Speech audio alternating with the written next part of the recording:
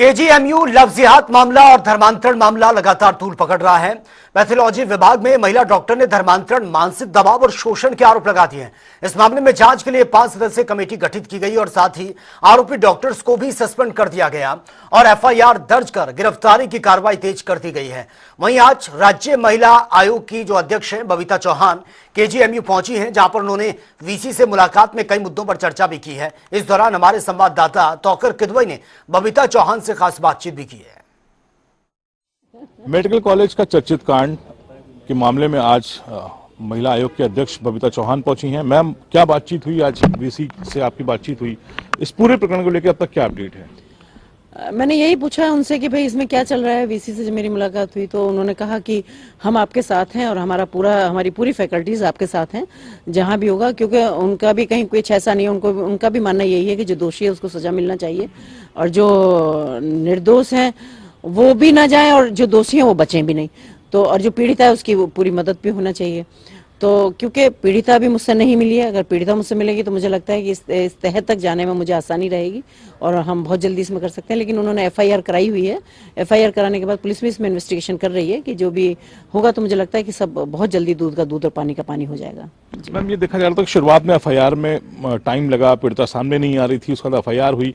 आज कई दिन हो चुके हैं, अब तक की जांच में कुछ सामने आया है कि क्या अब तक इस तथ्य जो वीसी की तरफ से कुछ रखे गए कि अब तक क्या तथ्य सामने आए? देखिए, अगर जांच करके यही करना होता कि एक व्यक्ति को पकड़ना है और उसको जेल भेज देना है, तो वो नहीं है। क्योंकि इसमें यह भी पता करना जरूरी है क्या इसके पीछे कुछ और लोग तो नहीं है, क्या यहाँ और भी जो लोग हैं उस समुदाय से जुड़े हुए, क्या और लोगों के हाथ तो नहीं है, या बाहर से तो कोई ऐसा व्यक्ति नहीं है जो यहाँ फोर्सली ये सब चीजें कराने की कोशिश कर रहा हो।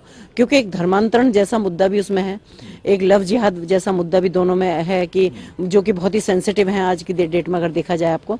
तो जैसा अभी वीसी से मेरी बात हुई तो उन्होंने बताया कि उनकी विशाखा कमेटी जो यहाँ की होती है उसमें ये 2 बार इसकी इन्वेस्टिगेशन इसमें हो चुका है।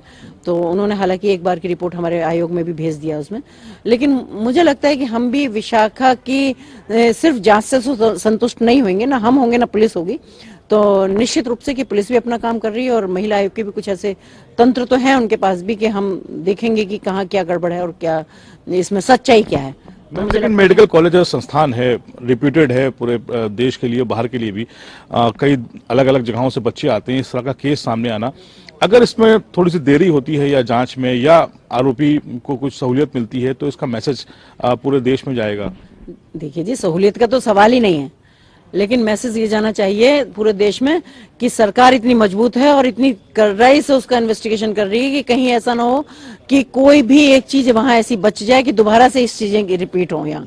क्योंकि आप जानते हैं कि यहाँ के मुख्यमंत्री जी के बारे में कि वो इन चीजों पे कितना उसमें सीरियसली उन चीजों को लेते हैं।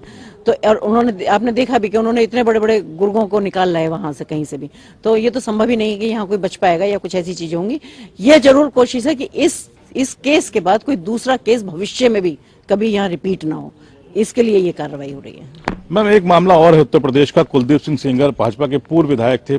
पीड़िता कह रही है कि सीबीआई के अफसर उनके आपस में मिलते थे, इस वजह से उनको राहत मिली है। जो क्योंकि उनको उम्र कैद की सजा थी, उसके बावजूद कोर्ट से जो राहत मिली वो सीबीआई अफसर की ढिलाई की वजह से मिली है। तो क्या उस पीड़िता से भी आप मिलेंगी, उनकी भी आवाज को उठाएंगी?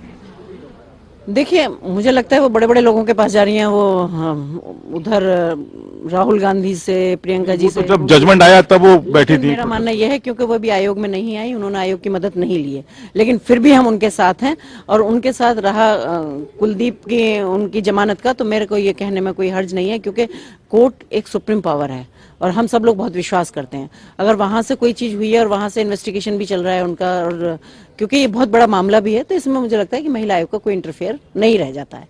तो पर फिर भी अगर वो हमारे पास आती है और हमसे किसी तरह की कोई मदद मांगती है तो महिला आयोग उनके साथ है।